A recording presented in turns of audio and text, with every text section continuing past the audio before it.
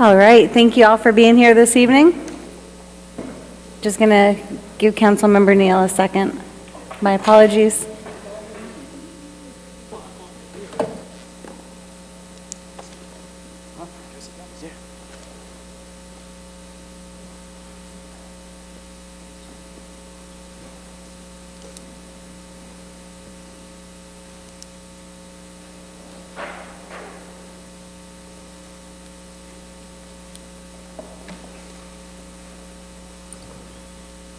All right, the time is 6 p.m. We're going to go ahead and call the meeting to order. I'll begin with a roll call.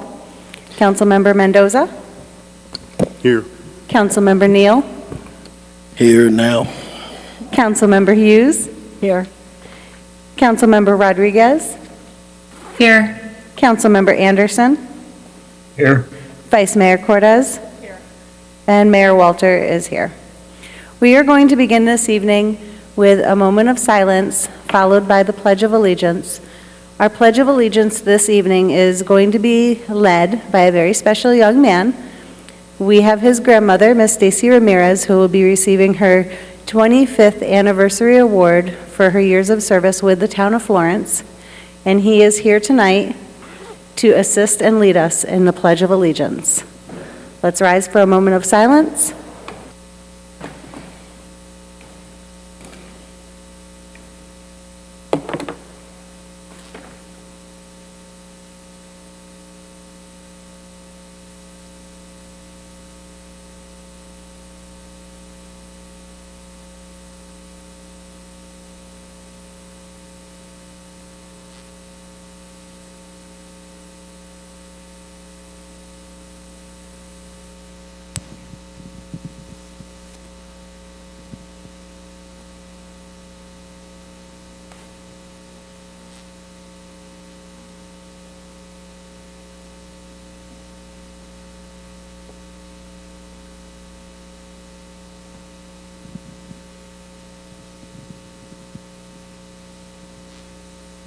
I pledge allegiance to the flag of the United States of America, to the republic for which it stands, one nation, under God, indivisible, and liberty and justice for all.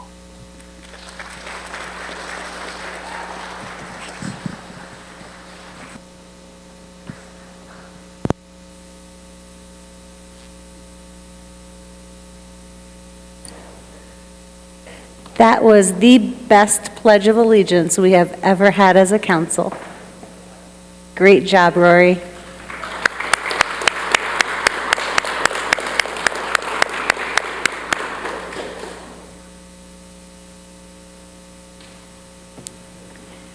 We'll begin with our first call to the public.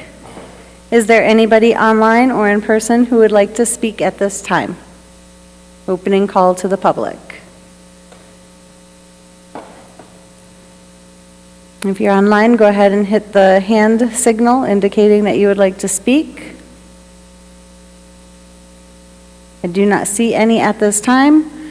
Staff is showing me no as well. So at this time, we'll go ahead and close call to the public. There will be an additional opportunity at the end as well.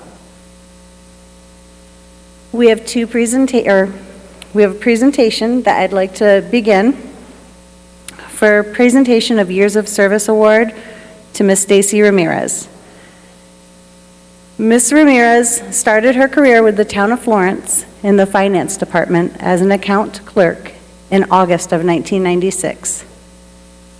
Just 2 years after graduating from Florence High School. In 1998, Ms. Ramirez was awarded the Town Manager's Employee of the Year Award. She also won the Town of Florence Supervisor Essay Contest.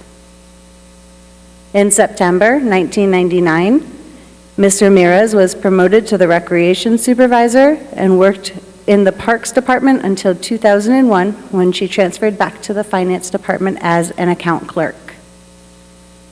At that time, she completed her supervisor training with the Pinal County Supervisory Training Program. During this time in her career, she worked as an account clerk with the Water Wastewater Department. In 2007, Ms. Ramirez took on responsibilities as a utilities service representative, and in 2013 was promoted to utility billing supervisor, which is still her current role.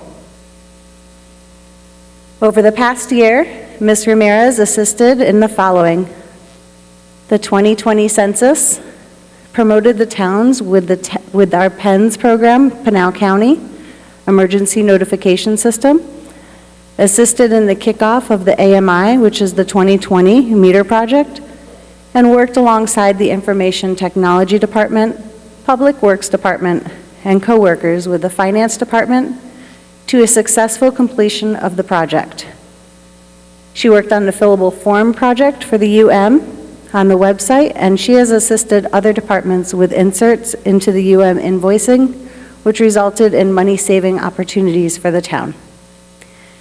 I would also like to have Ms. Rebecca Jimenez speak a few words, as well as our town manager, and then we're going to call Ms. Ramirez up and her amazing grandson to present her with an award and her an opportunity to say a few words as well.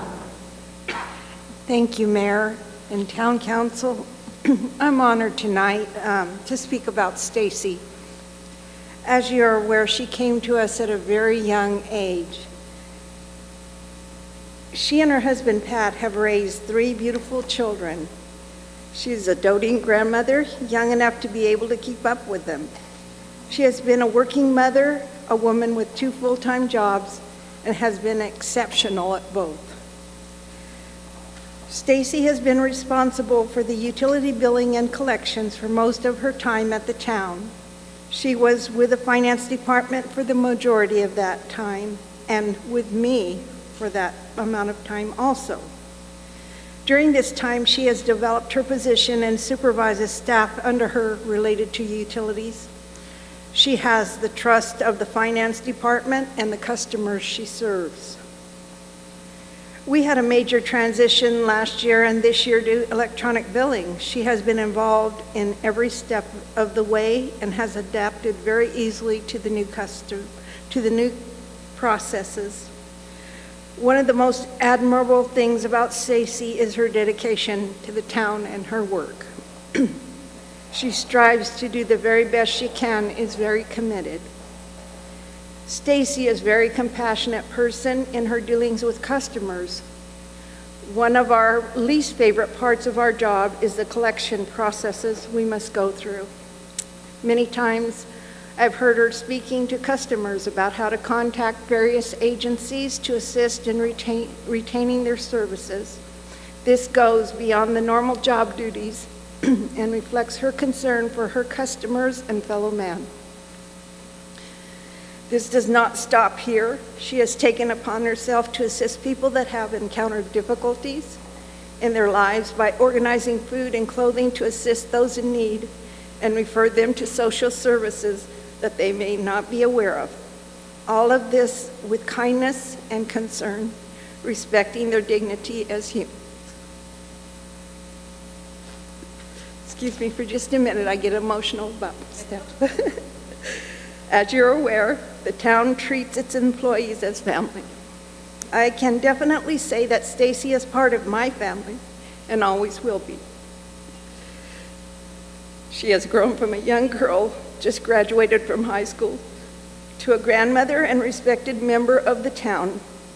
She will be here long after I am, still serving the town of Florence and the citizens of this wonderful town. Thank you, Stacy.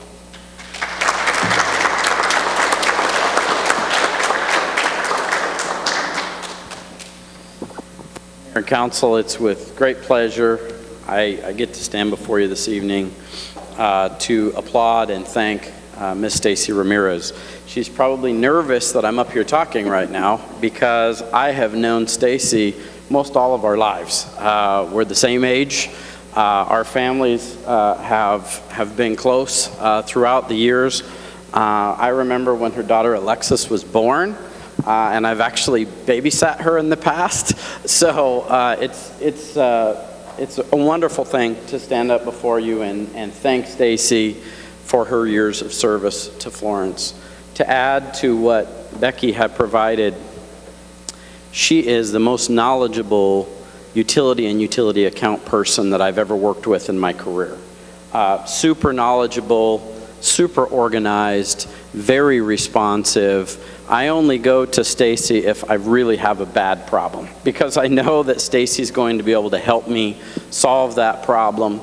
And I thank her for her wonderful service, her service to the town, her service to all the other departments, and her service to the community of Florence. So thank you very much, Stacy, and it's been a pleasure. You're not leaving, I realize that, but it's been a pleasure knowing you and growing up with you here in Pinal County.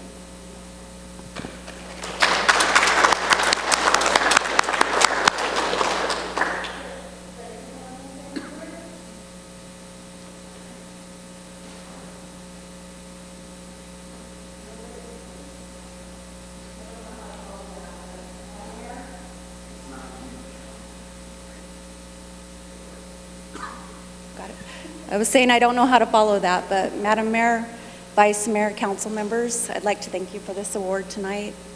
To my fearless leaders, Brent, Ben, Lisa, Becky, Carl, you guys have been the best, hands down. I would also like to thank all my colleagues. We've made it fun through the years. But most of all, I'd like to thank my citizens. I'm so glad that I've been able to serve them for 25 years. So thank you very much. Appreciate it.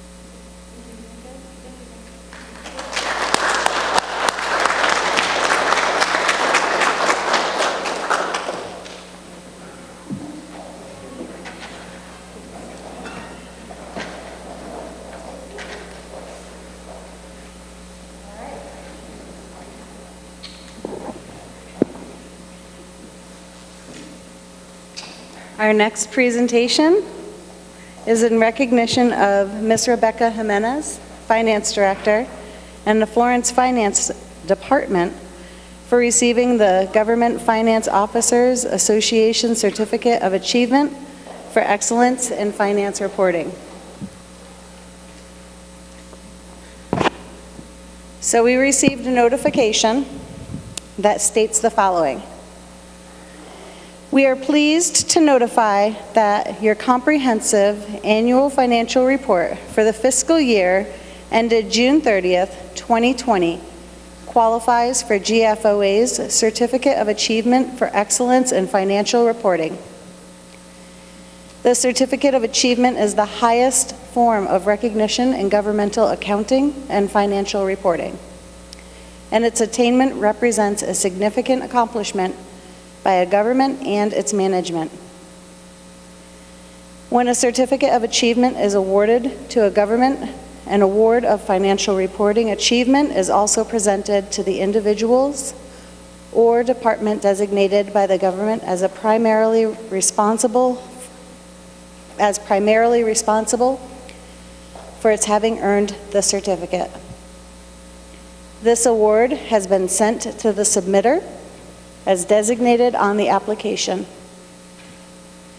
We hope that you will arrange for a formal presentation of the certificate, an award of financial reporting achievement, and give opportunity to publicly acknowledge this notable achievement. This is in hopes that this example will encourage other governmental officials in their efforts to achieve and maintain an appropriate standard of excellence in financial reporting. This award and this recognition would not be possible if it were not for the amazing fiscal responsibility exhibited and the communication between our financial office, our council, our staff. And I want to acknowledge specifically Ms. Rebecca Jimenez and Mr. Carl Dudding as well, and your team. We are so thankful to have you here in the town of Florence. Thank you so much.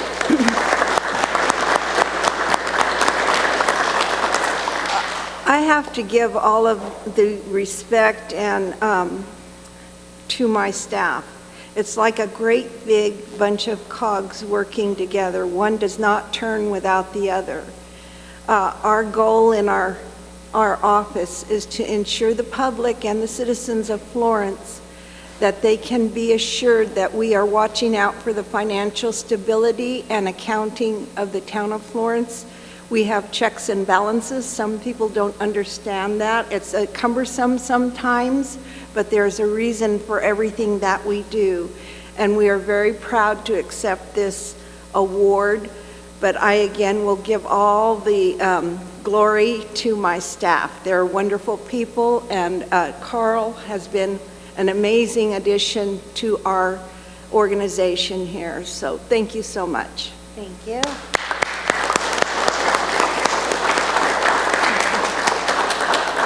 Would you and Carl like to come up and formally accept this award?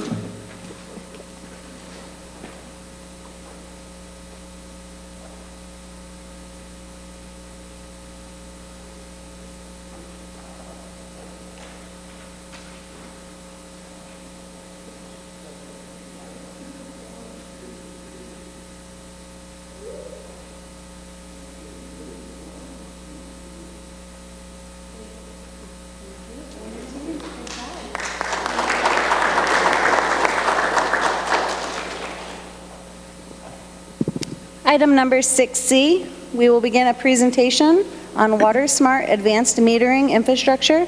At this time, I will turn it over to Mr. Trenton Schaefer. Madam Mayor, Vice Mayor, members of council, tonight we're going to be doing a brief presentation on the advanced metering infrastructure software dubbed Water Smart. As you're aware, we've been working on implementing the advanced metering infrastructure for quite some time now, 2 to 3 years, if memory serves correctly, possibly a little longer.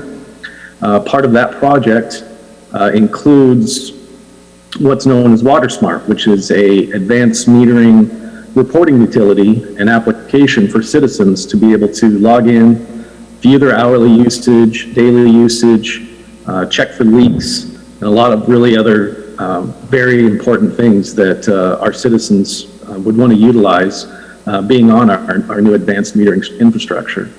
Tonight I have the Director of Customer Success, Mrs. Lindsay Franson. She's going to be doing a demonstration of the product, and she can explain it in a lot better ways than I can. So I'm going to turn it over to Lindsay at this time. All right. Thank you, Trenton, and good evening, everybody. My name is Lindsay Franson, Director of Customer Success at Water Smart Software, which is under the umbrella of the Vertex One company. I am seeing some strange things on the screen, so if there's any technical issues, please interrupt me. Trenton, could you remind me, please, how much time I have? I want to make sure I don't go over. We were looking at a 10-minute demonstration. Great. All right, I have just a few slides to share, and then we'll go into our demo site so you can kind of see it in action. And I will turn off my video just to save bandwidth. All right, so let's see if this will work here. I'm usually on Teams, so just taking a second here to shift to Zoom mind. All right. So Water Smart is part of your overall push into new technology, and one of our primary services that we'll be providing is to really help you leverage your AMI data.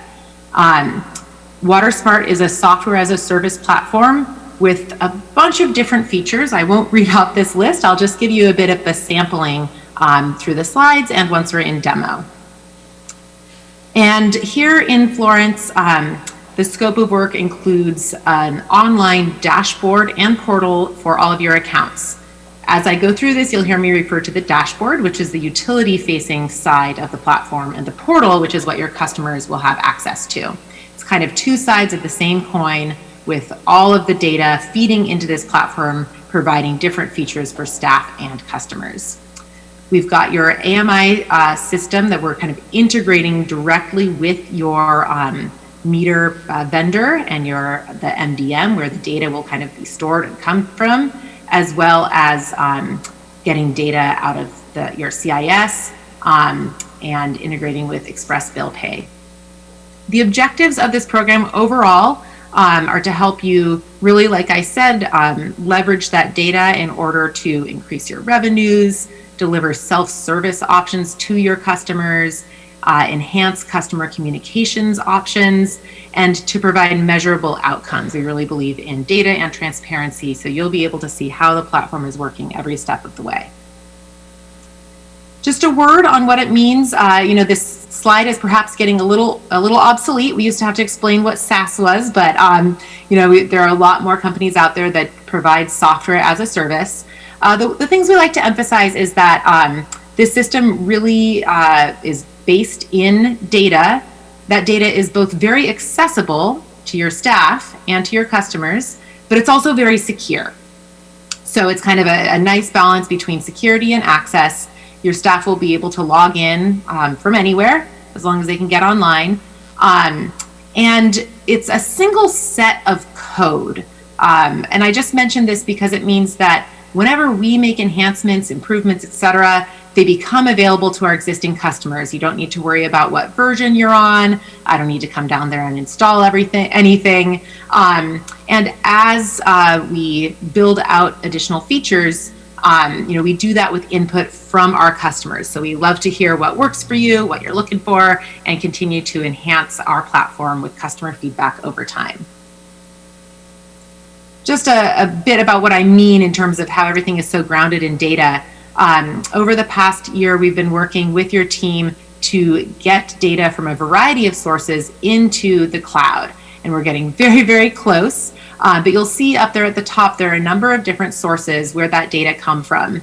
We also get external data in order to build models of each of your single-family residential households, and a bit more on what that means later. And we get climate data, so we can overlay water use with things like temperature and precipitation. A lot of what we're presenting to your customers is really their water use in context. So we take data from these different sources and put it all together for a really meaningful kind of experience for you and your customers. And down there at the bottom, you'll see the customers themselves who can provide additional information as they start participating in the program. More contact information, phone numbers, email, preferences about how they'd like to be communicated with, information about water using habits, devices, and so forth. And all of that data, it's your customers, it's yours. We don't hold on to it and hide it from you. So all three of those sources are really pulled into our platform and available to you and your team. Just a snapshot of what your utility staff will have access to once we're up and running. We kind of have two different, I guess you could call them fields. We've got the analyze and report side, where we aggregate customer data. And so we can show you trends in water consumption, trends in how your customers are using the platform, and then actually measure the engagement and the program effectiveness. And you can use that information to make decisions about outreach and communication strategies. Over on the right-hand side, we've got support and engage. And this is where you can drill down and see data for each individual customer, as well as use a suite of tools to directly message to your customers, either individually or targeting groups using various characteristics to define who you'd like to talk to about what. We also have a forms feature to collect data from customers that's very flexible for your staff to kind of use if and when needed. And then over here on the customer side, we've got the portal that's online that they can access at any time with a wealth of information. It shows, like I mentioned, their water use in context, bill information, filling out forms, things like that. we have a number of communications options where customers can get alerts when we detect a potential leak, as well as signing up for notifications based on various things, like if they're on track for a high bill, or if they had use that they hadn't planned, and so forth. And then finally, we have a couple of, they're kind of like wizards, you could say, to help customers walk through finding and fixing leaks and understanding their bill. So I'll give you kind of a look into all of this next as we hop into the demo. All right. Let me just pull up the screen here. All right, sometimes this transition isn't very smooth, so definitely interrupt if you don't see our demo page now. Lots of blue and white. This is the landing page. When we first invite your customers to use the portal, they'll be directed to a page where they can log in. Usually they'll enter their, we call it registration code or account number. It's unique to the utility, and their zip code to pull up their account. And then they'll just create a login with an email address and a password. Once they're in, they will be able to navigate through a platform that's designed to be really intuitive. You'll see we have tiles as well as tabs, and we have, a few themes: billing, track, action, services and forms, and setting. And just to give you a little peek here, I'll scroll down so you can see the tiles, and this also allows you to navigate. These are all configurable, so as we stand up your platform for the first time, your staff, your team will be able to say, hey, let's move this tile there, let's not use this, oh, we do have Facebook, etc. So you can really kind of decide how you want this to be organized, what you want your customers to see.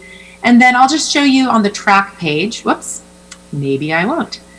Timed out on me. This is the downside of trying to prepare in advance. If I go into track, you'll see, and again, this is our demo site, so it is a bit different for different utilities depending on what sort of data you have. But the customer will be taken into a screen where they can see their hourly use. This particular demo customer has quite a leak. It's color-coded. They'll be able to kind of look at history and see days of use, hours of use, weeks, and so on. And they can also see their billed consumption.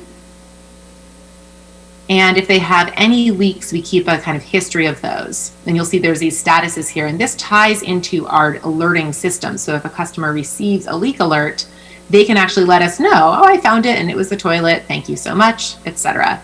It's actually one of our customers' favorite features, because we get a lot of positive feedback from customers when we alert them of a potential leak, save them from high bills, property damage, and so on.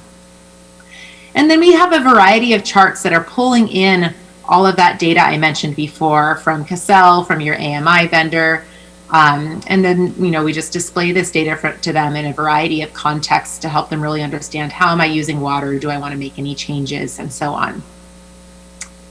We have a library of actions. The majority of them are conservation focused. In your area, I imagine that might be something that could be helpful from time to time.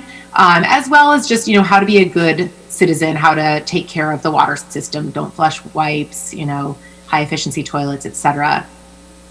Then over here in the settings, I'll just give you a snapshot here. This is where they can sign up for different types of notifications. And this is a really great way to kind of bring the AMI data into the hands of your customers. They might be used to getting a bill, it's high, it's kind of too late, they're frustrated, they don't know what caused it. With AMI and WaterSmart, they can actually sign up to receive a notification when their use, just a week or so into the billing period, is putting them on track for a higher bill than usual. So this is a great feature to really empower your customers. And then I think I've got 1 more minute left, so I just want to show you briefly what this looks like on the utility side. This is what we call a customer details page for that same customer. And it's really all the same data. You'll see here we've given her a water score, and this is where that household model that I mentioned comes in. We actually group all of the residential customers into cohorts that have the same number of people and a similar yard size. And this helps them understand, oh, it's not just that I have a big yard and I'm using a lot of water. I'm actually using a lot more than other people like me. Maybe there's something I could do to bring that under control. So we show that, as well as various bill information, and a nice tool for staff that combines data with common reasons for high bills, as well as all of that same information we saw on the customers page. And then finally, just so you can get a sense of the different modules available, you'll see we've got consumption, leaks. These are optional, water budgets and drought restrictions. And down here in engagement is where we track, how many people have registered, how often are they visiting, so that you can use this information to do outreach to your customers to make sure that they know about the platform and are getting the most out of it. So I will stop there. Kind of a bit of a drinking from a fire hose, but I hope that gave you a sense of what is in store for your customers and for your staff. Thank you very much for that presentation. We do have a few questions for you if you have a few moments. Sure. So how many other communities are you working with in the state of Arizona? Oh goodness, I should have prepped for that. I know we have about 160 nationwide. Let's see, I think I've got 4 other that I manage directly in Arizona, and I think we have 1 or 2 more. So I'd say 6 or 7, and then we also recently started working with EPCOR, which has quite a few service areas or divisions in the state as well. Well, I have a feeling you will be hearing from other municipalities once they catch wind of this presentation and the experience that our citizens will have. A few weeks ago, I had an opportunity to speak to We Serve, and it's an organization that came into our community, and part of what we shared was this program. So we have the Smart Cities program that we have been rolling out, and this is a component of that. I like how it interfaces with our customers that are utilizing it, how it can measure, monitor the effectiveness. And I also believe, if I'm not mistaken, this will qualify some homeowners for a discount on their insurance because it can proactively monitor and identify leaks, which in turn saves money on any potential claims. Is that correct? We have looked into that. We don't have direct partnerships with any, insurance companies or things like that.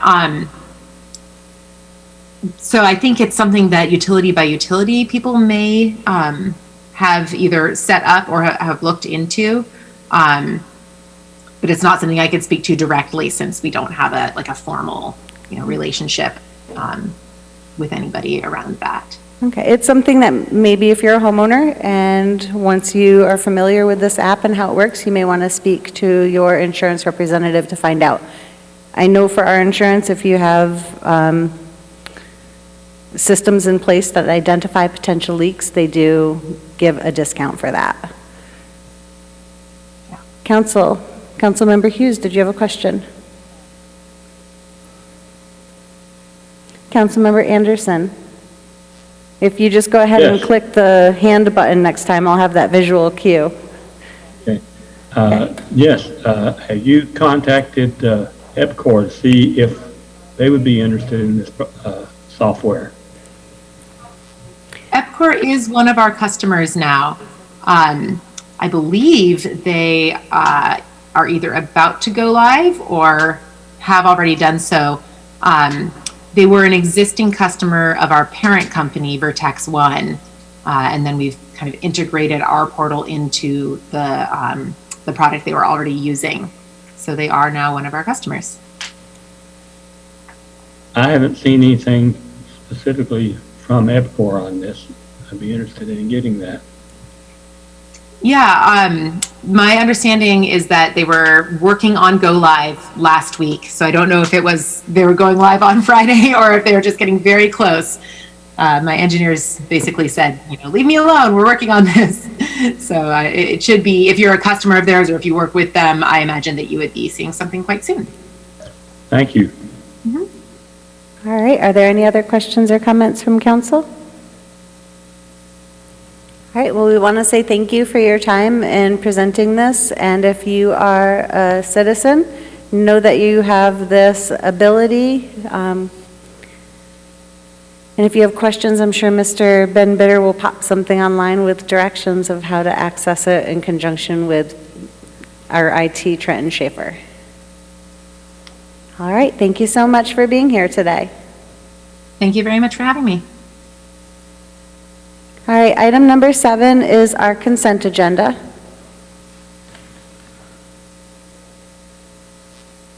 All items on the consent agenda will be handled by a single vote as part of the consent agenda unless a council member or member of the public objects at the time the agenda item is called. Item A is to authorize the town manager to enter into an agreement with CGI Communications, Inc. to produce the community banner program in Florence for a period of 3 years. Item B is approval of Amendment 1 to Vigilant Solutions Contract for Cooperative Use Region 14 Education Services Center Solicitation Contract Number 12-10 for Security Solutions Products and Services, supplemental dated August 2nd, 2021. Item C is approval of Amendment 1 to the On-Call Engineering Services Agreement with Hazen and Sawyer dated January 21st, 2020.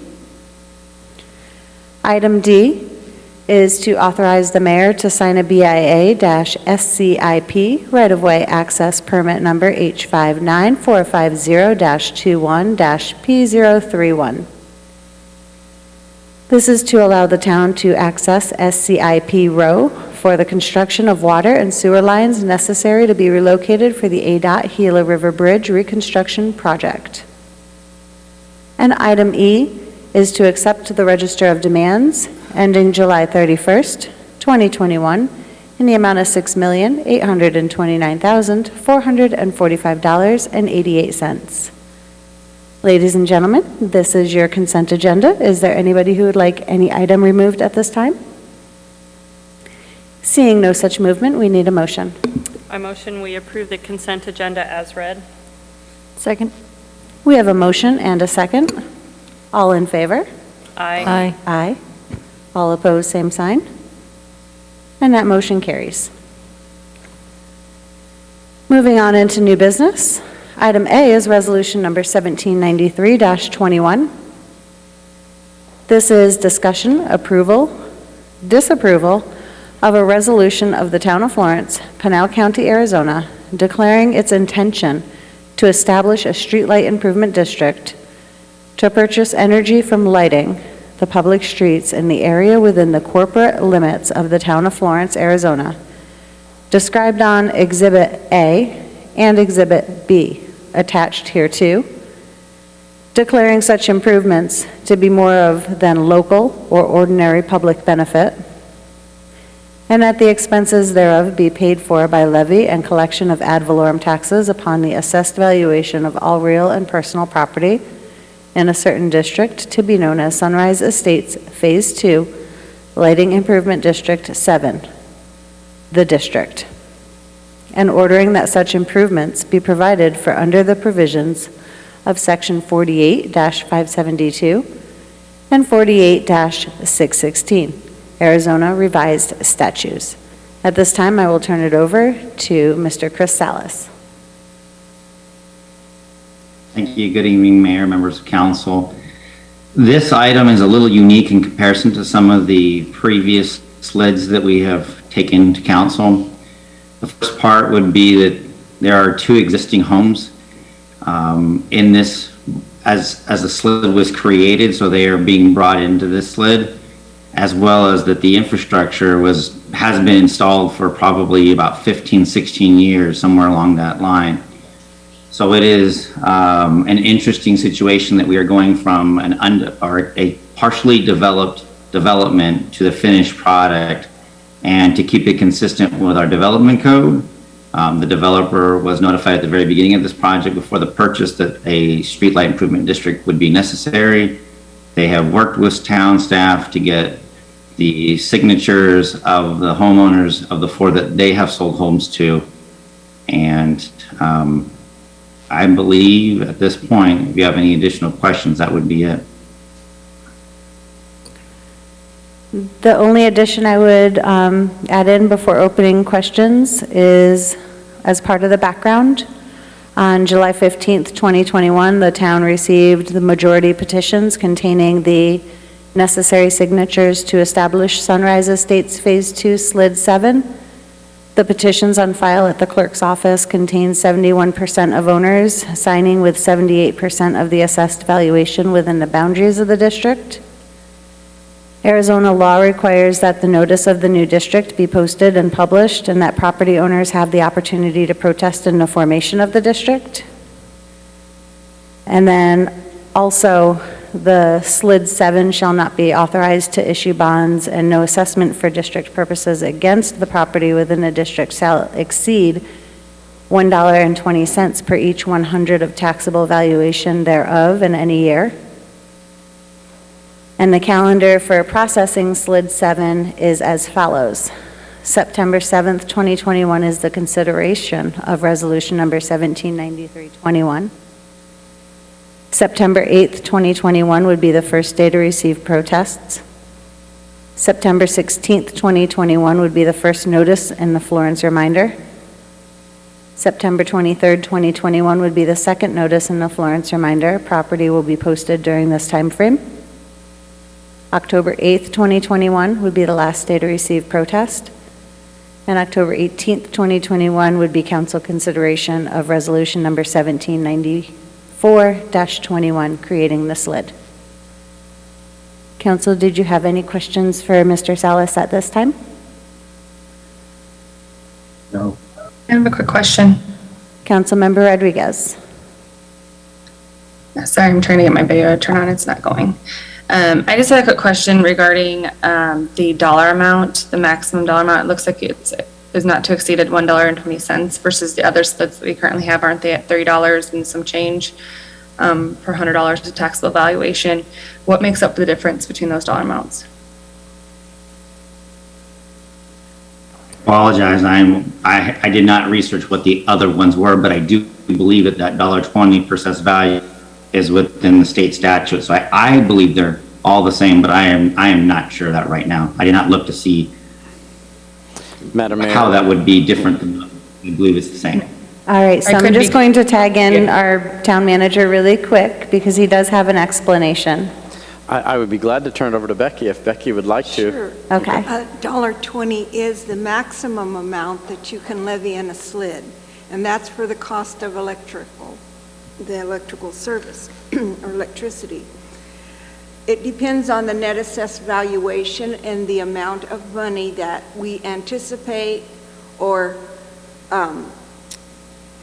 that we anticipate having to spend based on the number of lights. So until such time that we know the net assessed valuation, we will not know the exact amount. There is no other SLID that levies more than $1.20 per $100 of net assessed valuation in the town of Florence. I realize I could probably be thinking of the CFD amount, so I apologize, but that makes sense. Thank you for your explanation. Sure. Are there any other questions from council at this time? All right, so this is a resolution number 1793-21, notice of intent to establish SLID 7 Sunrise Estates Phase 2. With that, we need a motion.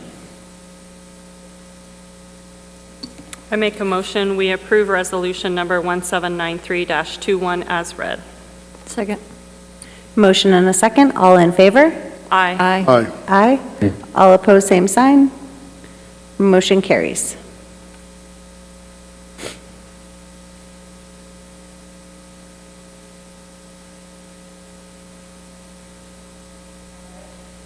Our next agenda item under new business, item B, is discussion approval, disapproval to enter into a services agreement with Bill Foster for the 2021 Junior Prada Rodeo in an amount of $5,000.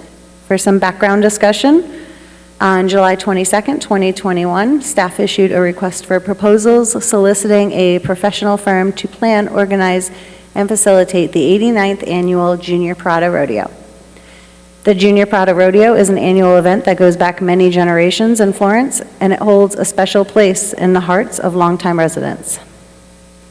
The solicitation ended on August 17th, 2021, with the town receiving one submittal from Mr. Bill Foster.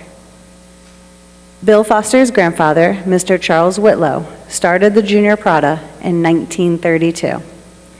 The submittal outlines Bill Foster's many years of experience assisting in planning, organizing, and promoting the Prada Rodeo.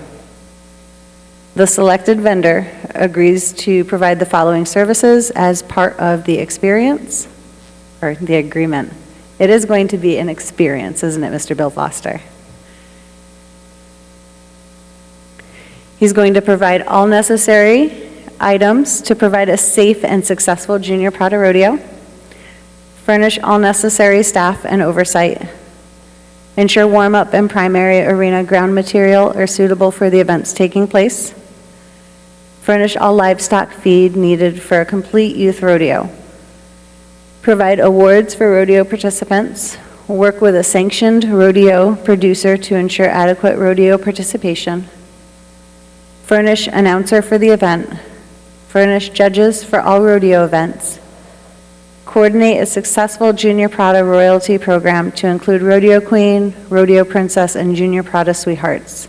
Honorees are the rodeo's ambassadors and will represent and promote the Junior Prada at local and regional events. Design, provide, and facilitate a marketing campaign to promote the event. Develop an event-specific website to include event updates and photos and to act as a landing page for Junior Prada rodeo information. Creating an event program and publication and provide hard copies for all attendees. Create sponsorship packages and obtain sponsors for the event. Work with the town to develop a traffic control plan and determine needed resources. Cleanup of the area grounds after the rodeo events are complete. Providing an in-depth, wrapped-up evaluation of the rodeo, including budget, marketing, reach, and performance standards, including but not limited to attendance, participation, economic impact, and a profit loss statement. And attend parade pre-planning and wrap-up meetings with our recreation division.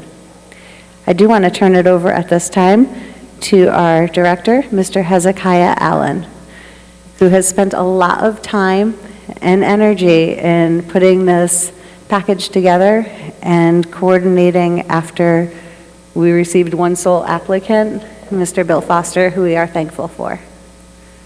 Madam Mayor, Vice Mayor, Council, Hezekiah Allen with the Community Services Department. That was a great overview. Thank you. There's not much I can add to that, so I'm available for questions, and I believe Bill Foster is here as well if Council has any questions.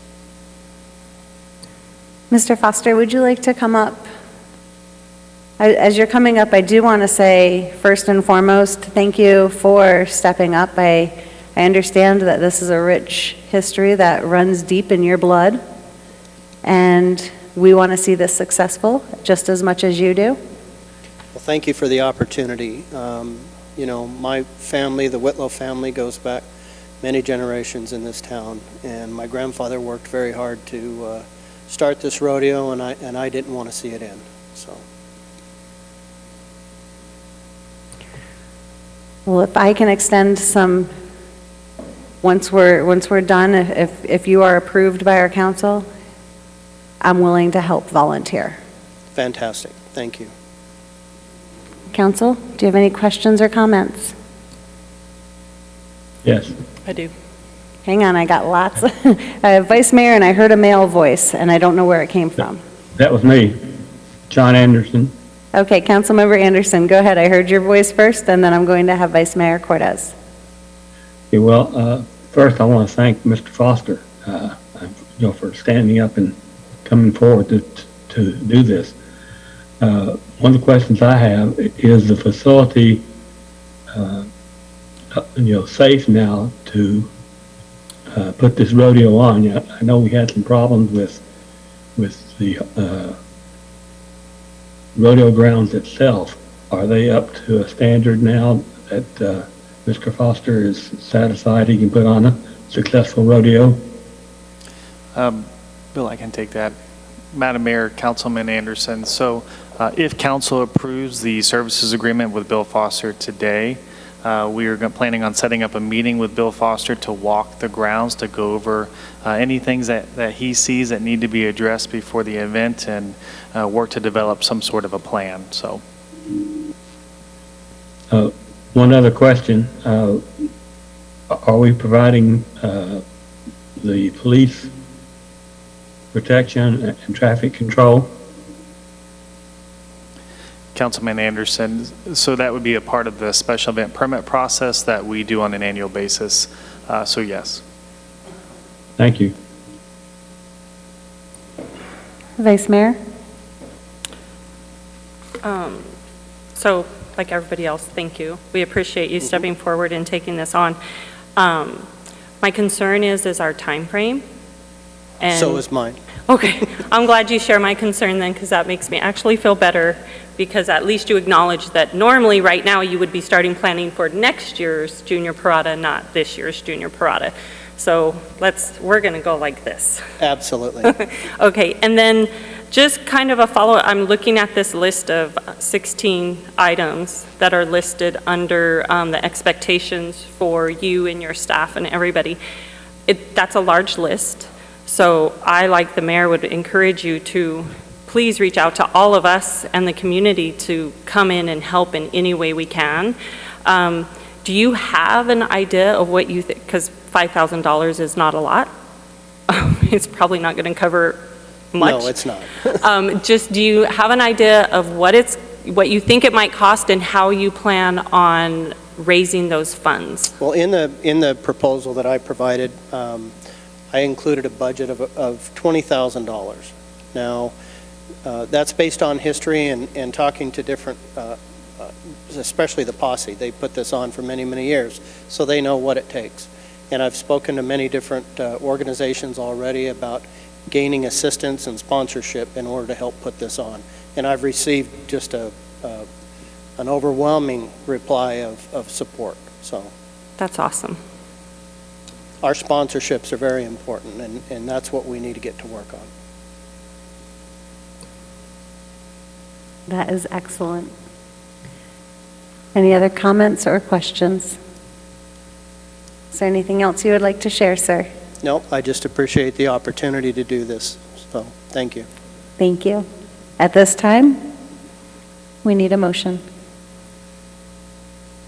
I motion we approve to enter into a service agreement with Bill Foster for the 2021 Junior Parada Rodeo in the amount not to exceed $5,000. Second. Second. Motion and multiple seconds. All in favor? Aye. Aye. Passes unanimously. Thank you. Item C is discussion, approval, disapproval to enter into a service, discussion, approval, disapproval of notice of intent to adopt the 2018 ICC codes with supplements effective January 1st, 2022. Mr. Keith Eaton. Good evening, Madam Mayor, Madam Vice Mayor, and Council. Thank you for taking the time. I'm going to try to make this brief tonight, just a few slides. First of all, I'd like to thank Lisa and Ben, and I believe that this is the first slideshow on our new template, which is extremely impressive. So they transferred my stuff over onto this, so I want to thank them. Also, like Becky had said, that we directors are lucky to have a great staff. So two of mine are here tonight. They are also my bodyguards that I brought in here. They're very tough looking, but they're really nice guys. So anyway, Jim Allen is of course our building official, and Curtis Williams, of course, is our code enforcement. We all three work through the code sets together, and so I really appreciate them being here. I appreciate once again for going through this. This is something we've been working on for a few months. It's very vital to a town or to a city to stay as current as we can. And so I'll go through this process, the hows, the whys, and then I'm asking for direction tonight for us to continue on with this adoption.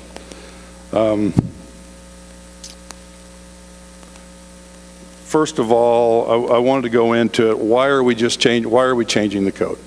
Again, to stay as vital as we can, to stay as relevant as we can with our builders and our developers, as well as getting the product that the citizens expect. and by using the new code sets. First thing that we go into is the ISO rating, which is the Insurance Service Office, which we utilize not only in the fire department and public safety to give a rating, we also are scored as a town and as a jurisdiction on that. Part of that scoring in both the fire department and public safety and the town is how current your code set is. Right now we're working under a 2012 code. The 2021s are coming out right now. We are choosing to go into the 2018 because, quite frankly, all the bugs have been worked out in other jurisdictions in that. So part of this, of the ISO rating, is based on insurance, on commercial insurance.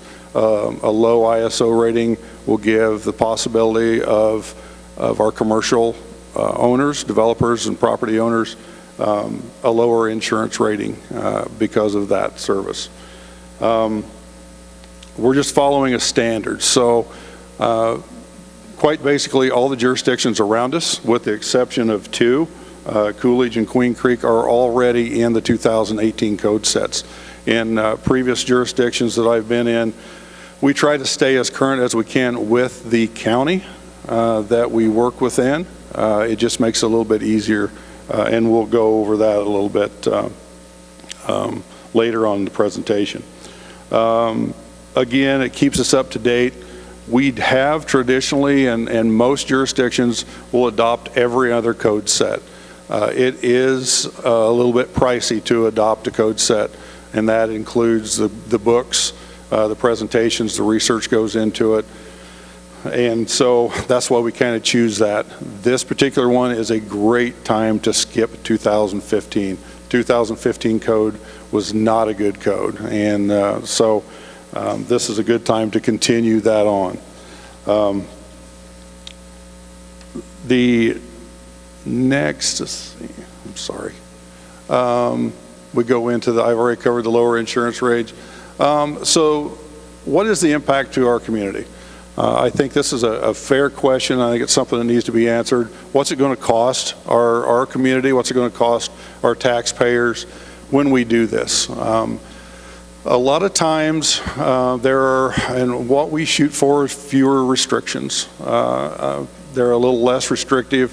The amendments that we will be putting forward, we are, and I talk about our other code officials in our office, our intent of the code, where we quite frankly don't like amendments. None of us.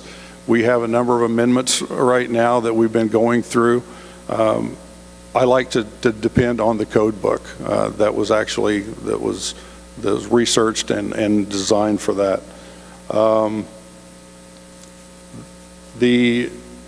Right now, less planning. So what I mean by that is that the builders that are presently building in Florence, the commercial builders that are coming and developers that are coming, are presently building in the 2018 code already.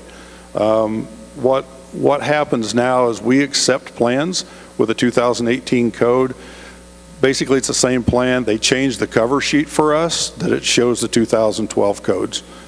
So it makes it a relatively easier transition for us. Our present builders right now that, of course, are D.R. Horton, Pulte, and LGI. They are larger builders that are building outside of this area that are already using the 2018 code. It's cheaper, so one thing, and I want to be careful here because it's not always cheaper on every project. One thing that the International Code Council does, and they do a very good job of that, is researching what codes cost. The taxpayer, the builders, the developers, which is in turn passed on to the homeowners. This particular code set, and according to the National Home Builders Association, is a $6,000 to $7,000 decrease in cost. That's not necessarily every time, that's not all the time, but on the average. And what we'll do if we're moving forward with this during our presentations with the amendments and our further presentations, we'll actually have for you the documentation from not only the International Code Council that breaks down what the savings are or what's more expensive, what's less expensive, but also from the National Home Builders Association. The commercial builders, it's really hard. Single-family residents, when they take into account what it actually costs to build under a code, it's a little easier because it's basically starts at the ground level and goes all the way through the trusses through the finished part. Commercial buildings are much different, so it's a little harder to show what an impact is on that. I will tell you that there are savings in already what we're thinking about with some of the amendments. There will be savings towards the commercial way too, but it's a little harder to pinpoint that. So where do we go from here? So as I had mentioned, this is something we've been working on and discussing for a few months. During the end of last budget, we were able to go ahead and purchase the 2018 code books, which is the majority of the cost that goes into it. Whether we're going to move forward right now with the code, it would be inevitable, so they wouldn't go to waste. So we've already been working in the 2018 code. Our staff that are taking any new inspector classes or certifications, they no longer offer the 2012 certification, so they've all been being certified in the 18 code, just simply because the 2012 testing is not always available in what they're doing. The outreach that we're going to go through, we'll reach out to, it's a little simpler here because we have a handful of builders where other jurisdictions had a dozen or more builders to reach out to. We will sit down starting in the morning, kind of come up with an idea of some outreach. Our initial outreach started today at 1 o'clock, so we actually met with Jackson Mull from the Home Builders of Central Arizona. He's seen on the agenda tonight that would be discussing this. He reached out to us last week. Jim and I had a Zoom with him today and kind of went over. They're obviously wanting to know kind of the amendments that we're wanting to move forward, and in turn, I think we ended up picking his brain more than he did ours as to what other jurisdictions are doing to try to stay in line, to not throw a bunch of crazy stuff out there. And so we actually had a great discussion with him. Our outreach will continue through meeting with each one of our major builders, as well as setting up some sort of forum for our local builders and local subcontractors, so we'll do that. Council feedback. So we'll present a report to council. Obviously, this is yours to approve or deny at the end of the day, and we want to make sure that you're informed the best that you can be on what we're doing, what it means. We plan on having a very detailed report for you on that.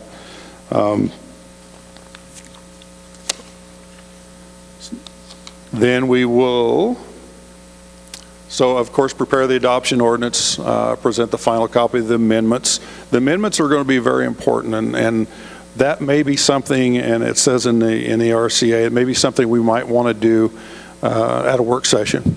So we go through, if it's something that you see that we can look at as a group or something you want broken out, we can look at that as a work session. So Lisa, I've talked to Lisa about this, and it's part of the RCA that the council can at any time call for a work session, whatever that is, and we can also adjust our timeline. We are shooting for a January 1st. It's a realistic timeline for us to be able to reach out to our builders and get impacts and everything back to you guys. It can be adjusted. It's nothing that has to be done immediately. It's nothing that we're going to just ram down the throats of our citizens. So if there's something that needs to be adjusted, we certainly will. But other than that, we've got a grace period. One of the things that comes up always with builders is that, how much time do I have? What if I've already in the process of doing something? I already have 2012 plans. I'm already going to submit to you. we will come up with a plan, and the plan quite basically is that if it's by a certain date, if you've already got your 2012 plans in, we'll certainly accept those, and we'll accept those in a grace period. Normally 3 to 6 months, we'll work with them, but that's something that we do every day anyway, work with our builders. The review, one thing that is our builders would do want to know, especially our larger builders that have standard plans. The standard plan is a plan that they just keep building the same building. They don't have to go through all the plan reviews. It's a very rapid plan review. And many times now what happens is now they're bringing a new code set in. So what we have agreed already, and Jim and I, actually Jim's thought process was most of these builders are building in the county. And they are building under 2018. It will make a very quick review if they're approved by the county already. We presently have one of the county's plan reviewers that just started with us, so that kind of makes it a little easier too. So anyway, we're going to work with those 3 major home builders that have that. Other than that, that kind of completes the project. I sure appreciate it, and I'll entertain any questions that you have. All right, thank you so much. I love the lower ISO ratings because I can recall when we first moved here in December of 2006, because we were on the other side of the Gila River when we relocated, I think we were an ISO of 10, which the higher the number is not the best. Right, and right now we're at a 3, which is pretty amazing to come into the town. So that's some good work that's been done leading up to here. Yes, I agree. Does anybody have any questions? Councilmember Hughes. What kind of restrictions does from the 12 to the 18 for retrofitting some of the downtown buildings? Well, thank you, and Madam Mayor and Councilmember Hughes. So that is obviously one of the things that's on our mind. So knowing that we've been dealing with some restrictions in the past and trying to make it as easy as possible. Those restrictions in there will be actually addressed in the amendments. So in the amendments, what we'll do is we specifically will bring out a portion of the code that could be problematic for that kind of thing, and then we can make an amendment specific for that area. Jim and I have had many conversations about, honestly, this doesn't sound high tech, but specifically thinking about every building that we have downtown and what we could run into by utilizing the new code set, what we need to do as an amendment to maybe help that out. It is our goal and our intent to not jeopardize any of that or add any more restrictions to any present development or future development. Okay. I would like to see a work session on this, if it's possible. Absolutely, absolutely. Okay, then we can. I have a question. I have a question. Oh, go ahead, Councilmember Anderson. Yes, the one problem that I've seen with the international codes in the past is the availability of the codes to people other than big builders who can afford to buy the books. My experience was if you wanted to have a question, you had to go down and see somebody at the town, and they brought the book out and let you read it. Is this going to be available electronically, that we can share it with not only our town employees, but with our residents? Madam Mayor and Councilmember Anderson, absolutely. So as part of the process and the requirement of the clerk's office is that there has to be a set of books available. It doesn't necessarily speak that they have to be only written books. So I think that, and we do this often, we have people call in wanting excerpts of the codes. It is electronic, and we can very rapidly submit to whatever they need to do there. So. Good, thank you. Thank you. So in working to stay with timeline as well as accommodate work sessions, I'm going to just ask a question for our town attorney, just so he can clarify for all of us. If we proceed with an approval of the notice of intent to adopt the 2018 ICC codes with supplements effective January 1st, 2022, that still gives us the opportunity to proceed with a work session, as well as not finalize should any council members choose they don't want to go in that direction. Yes, Mayor. Okay, perfect. All right, so I would like to give direction to staff to set up a work session regarding this topic. And if there's no further question, oh, Vice Mayor. So mine is not necessarily a question, but I know last time, Jimmy's kind of already giggling over there, we adopted our beautiful code that we have now, and I myself felt a little misled in that code in what I thought we were going to be doing versus what we did, and it became more restrictive to our businesses specifically on Main Street, because those are our historic businesses. Those are the oldest buildings. And I know people think, oh, that's all you guys ever talk about, but that's because that's the area right now we desperately need to concentrate on. So I just want to make sure that in those amendments that we are trying to be helpful and not too restrictive. And then also, you know, we just came back from our League of Cities and Towns, and then the HDACS conference is coming up, and I attended the last one. And I always come back a little frustrated because I listen to Superior and Globe and Miami and Prescott and all these other towns that have the same issues as we do when it comes to their historic buildings, but somehow they find a way to help these businesses, and that hasn't been so easily done here. So I'm just hoping that going to this 2018, that we're looking at being helpful and finding a way to say yes versus no. And so if you'll just keep that in the back of your head as you're thinking of those amendments and things that need to change, that how can we impact our businesses and our residents that own even the historic homes, how can we impact them so that they are able to see their vision as well as we still see what we need from them.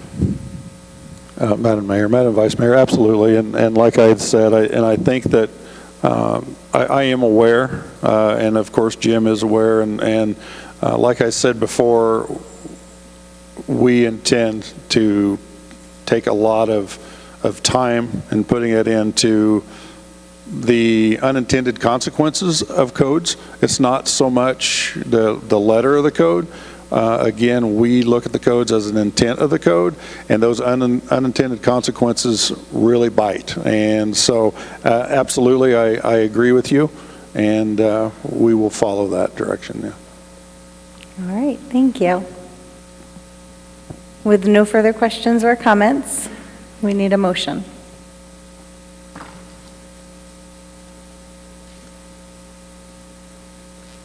Sorry, I lost track of where I was.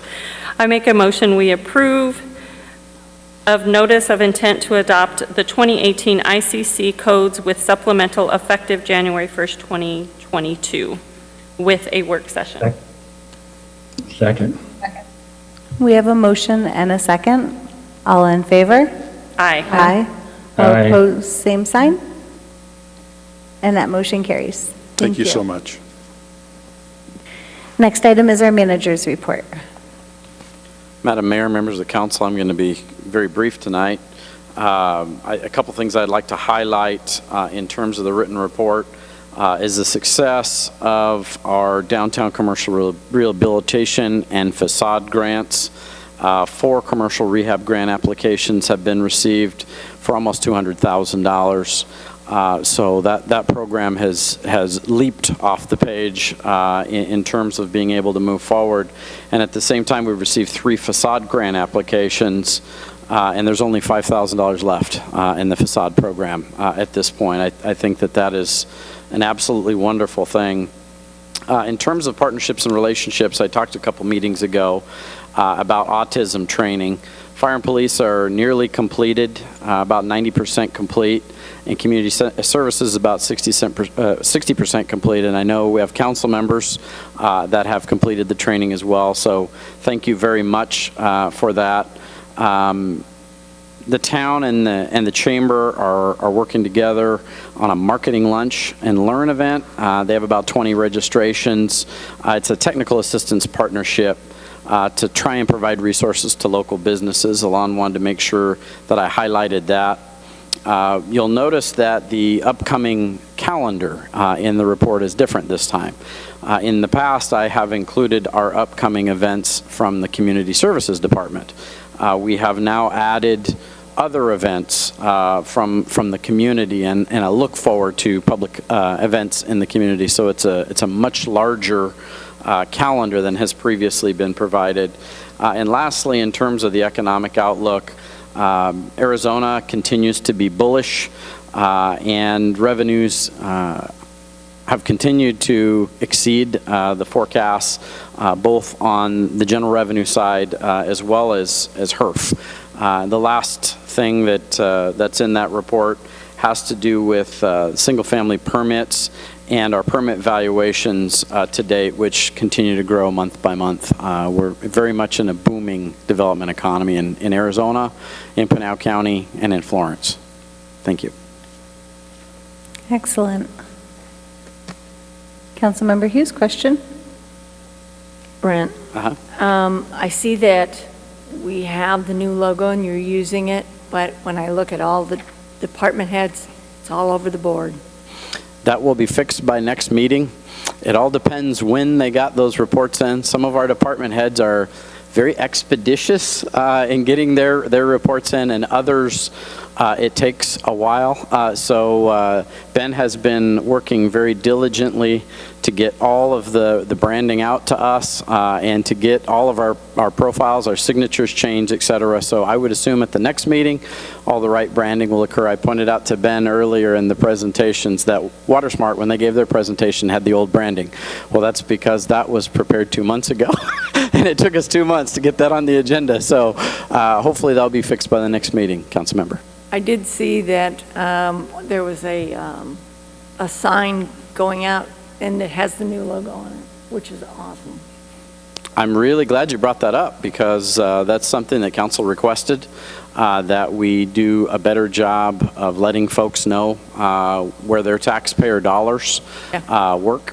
So we actually ordered those signs, and then we're in the process of getting the new branding done. So we canceled the order and we reordered with the new branding and worked on the design for those signs. So you're going to see more of those signs around town as we do considerable CIP projects. Thank you. All right, our next item is the department reports. Is there anybody who has any questions or comments for any of the department reports? Vice Mayor? Yes, Hezekiah. There has been several questions, I'll say a lot, but it's been several. Just for programs that people are looking for, one was specifically yoga, and I just happened to be on social media yesterday, so I was like on top of it, and just said, hey, we offer yoga at the library. So I know we can only do so much because we are already everywhere, but maybe if you could send just like a reminder out of, hey, these are the events, because in the summertime, some things stop because it's too hot, like to do yoga outside or something like that. So maybe if we could do something where like quarterly, we just kind of send out a reminder like, hey, I know it's already there, but it's getting missed. Are we still doing our mailers, or are we resuming that since COVID has? Madam Mayor, Vice Mayor, Council, I'm smiling because we've just entered into an agreement with the newspaper where weekly we will have a section that promote upcoming programs. So it was a great segue. Good setup, huh? Mm-hmm. That was a good setup. As well as our activity guide's about to come out. Correct. Yep. So we'll have the newspaper and the mailing of the activity guides. You got it. Excellent. Yep. And that, I believe, goes to everybody in the 85132? Or in our municipal boundary? The number that comes to mind is 10,000 circulation. So a great hats off to Allie for putting that partnership together. Excellent. All right, we have our second call to the public this evening. If there is anybody from the public that would like to speak at this time, please either come forward or raise your hand if you are attending virtually. Do not see anybody in person nor anybody online, so going ahead and closing our second call to the public. At this time, we'll go ahead and do our call to the council, and this is for current events only. Councilmember Mendoza. The question I had was already answered. I was going to ask about the downtown commercial rehabilitation program, see how it was going, and it's nice to hear that it's doing well. So that was my only questions. Excellent. Councilmember Neal. I really just wanted to tell Florence Fire Department, great job Saturday. I was dumping trash over here, and I seen smoke coming up, and of course, being nosy as I was that day, I ran over there. By the time I got over there, for lack of a better term, Florence Fire was over there kicking ass already. And they had it totally under control. Florence PD had it totally blocked off. I was just like, darn, they did a great job. So let them know man, I was amazed, very much amazed. Councilmember Hughes. I have nothing. Thanks. Councilmember Rodriguez. I have nothing, thank you. Councilmember Anderson. Well, I would like to just mention that, make sure I get his name correctly. Elijah Beeman, Athlete of the Year.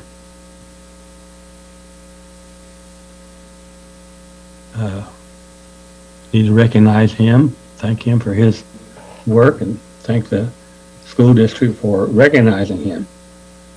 Other thing I would like to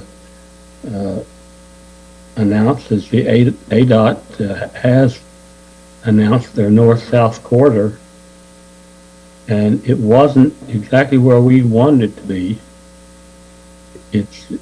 We had it closer to town, and the corridor now is closer to Anthem.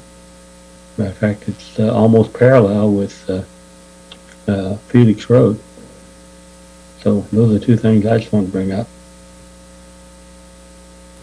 Well, thank you for that. Vice Mayor.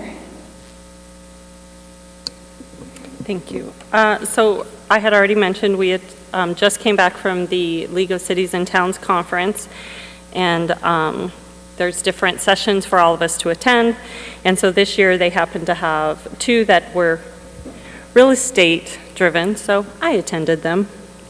And just some of the things that I got from it, I found just interesting and valuable in what they said. But one of the biggest things, and I know that I've said it before, and I know the mayor has said it before too, that one of the biggest contributions that a community can make to itself is great education. And a lack of good education is what hinders the growth and prevents builders and developers from wanting to come to your community, because one of the things that a commercial industry needs is an educated population where they're going to go, because they need to be able to staff themselves.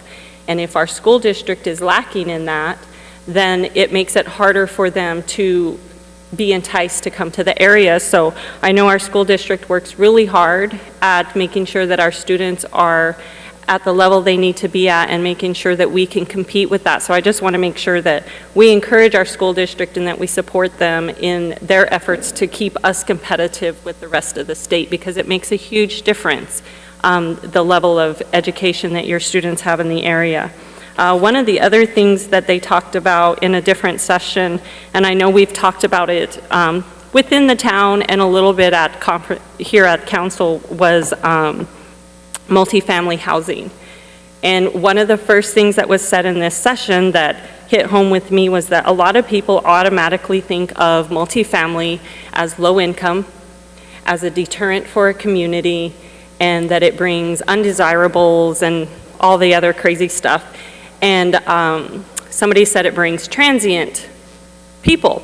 Well, one of the gentlemen that was sitting there is very knowledgeable, and he will light a fire under you real quick if he does not like what you say.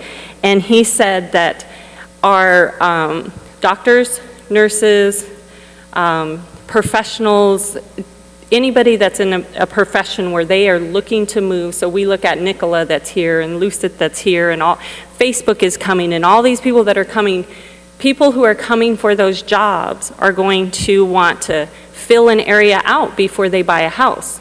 So when you think of transient, instead of thinking it in a negative way, let's flip it and start thinking of it in the positive way that it should be. That's our doctors, our traveling nurses that come here. When we had the COVID station here, a lot of those people were what we would consider transient. They don't live here, but they are here for 3 months, maybe 6 months, maybe longer. So their impact on our community is great. And the better we can show them a welcome mat, the better chance we have of saying, hey, you should actually move here when that company gets opened or whatever like that. And then one of the other comments he was making, this was Phoenix specific more, but it still applies to all of us. We are in a housing shortage, which everybody knows. Right now, just to have in Phoenix enough single-family residents built just to take the people that are moving to the state, we are behind 29,000 single-family homes just for 1 year. 13,000 multi-family units, not individual apartments, but actual complexes. That's how far behind we are. Then you add in all the others that are happening. That's just people that are moving here. It's not the people that are trying to move from one side of town to the other and crisscrossing. And you think of kids that are now 21 and wanting to move out of their house, or it doesn't count any of our current residents. It's only counting the influx of people. So I just, I know we're all a little bit against big growth, but we need to keep those things in mind because they are going to have a huge impact on us. And I've said before, we either get on with the game or we're going to get left behind. And remember that with builders and developers, time is money. So the more time we make them wait, the more money it costs them, the less likely they are to come here. So it was great. I have the people's names. They strongly suggested that our economic development reach out to them and talk to them. There were developers that were there. The mayor and I are going to hopefully talk to one of the developers because his big goal was not to talk specifics, but just to talk and see what towns like Florence need, because they all recommended that when a developer comes, don't be so hungry that you give away the farm. Make them give you something back. And I know with eSmart, the developer was there for them, and they have some big things coming that are being provided by the developer, and education was one of the big ones. So I just encourage us all to make sure that we are not scared to ask for something from these developers and builders as they come to our town, because remember, they're coming to our town, and we need to be proud of it and stand up and say, this is what we want. And we may not compromise on everything. But other than that, it was a great conference.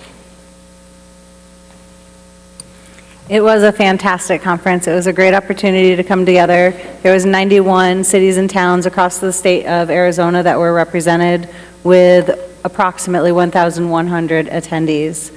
We heard from amazing speakers such as Dr. Rick Rigsby. Senator Mark Kelly was present as well to give an update. Some of the sessions that I found invigorating were workforce development, the pipeline. It connected with what we currently have going on in our community, whereas we have programs such as CAVET, we have partnerships with CAC, and we have been very innovative and progressive in this area. What I also took away was, and you heard a presentation this evening from our smart cities and our water metering once again. So when we're talking about tech, making it better, smarter cities, I feel that Florence has been on that edge, especially hearing from the presenter this evening where there's only 4 to 7 municipalities in our state of Arizona that has implemented those programs thus far. So congratulations, our council, our staff. We are leaders in smart technology in the state. The final two that I really brought home for me was the Arizona economy and supporting our small business. In reflecting across everything that our community has been through in the past 2 years, the programs that we've been able to bring forward to help and support our local small businesses, and continue to, in conjunction with the $250,000, or there's some money left, a little, but the investment that we are making in our downtown to make that positive impact. And I'm really touched that people are taking advantage of the opportunity and moving it forward. Lastly, tourism and recovery in a post-COVID world. One of the booths that our council and community had was a Florence booth. I don't believe we've had a Florence booth in at least 12 years. And I'm not sure how long prior since we've had a booth. But Florence was represented. We did partner with the Windmill Winery. They had created a Planko board. There was games and interactives. The goal of this booth was to communicate who Florence is, highlight some of our attributes, and work to draw in tourism and visitors into our community. So, and from the feedback that we received, it was a huge hit. One of the best booths there. One of the best booths there, and somebody stated that it was one of the most relevant booths that tied with our goal of wanting to bring in tourism into our community. So kudos, and we really couldn't have done that without the help and support of staff. They decorated, they put it together. We attended meetings leading up to it, so thank you. Yes, and worked it. Merrill Ranch Community Facilities District Number 1. We need to go ahead at this time and adjourn to Merrill Ranch Community Facilities District Number 1. A motion, we adjourn to Merrill Ranch Community Facilities District Number 1. Second. Motion and a second. All in favor? Aye. All opposed, same sign. Okay, at this time, we'll go ahead and call the meeting to order. Roll call. Johnny Mendoza. Here. Arthur Neal. Here. Judy Hughes. Here. Kristen Rodriguez. Here. John Anderson. Here. Michelle Cortez. Here. Tara Walter. Here. Item C is discussion and possible action to approve Merrill Ranch Community Facilities District Number 1, July 6, 2021 special meeting minutes. Does anybody have any questions or comments regarding that? Seeing no such move, do we need a motion? A motion that we approve Merrill Ranch Community Facilities District Number 1, July 6, 2021 special meeting minutes. Second. Motion and a second. All in favor? Aye. Aye. Motion, hang on. Motion in favor? Aye. Okay. I had a glitch. I apologize. All right, so next we are going to adjourn to a joint executive session with Merrill Ranch Community Facilities District Number 1 and the mayor and council of the town of Florence.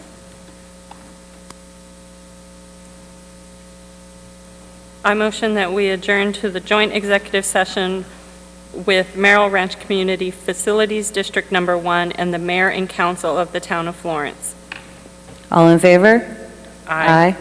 All opposed, same sign. Motion carries. Okay, for the purposes of discussions or consultations with designated representatives of public body and/or legal counsel pursuant to ARS Sections 38-431-03, A3, and A4 to consider its position and instruct its representatives and/or its attorneys regarding A, CV 2019-012347, WHM Merrill Ranch Investments, LLC, a Delaware limited liability company, Merrill Ranch Owners Agents, LLC, an Arizona limited liability company, Roadrunner Resorts, LLC, and Arizona Limited Liability Company, CMR Casa Grande LLC, and Arizona Limited Liability Company, plaintiffs versus Anthem Merrill Ranch Community Facilities District Number 1 defendant.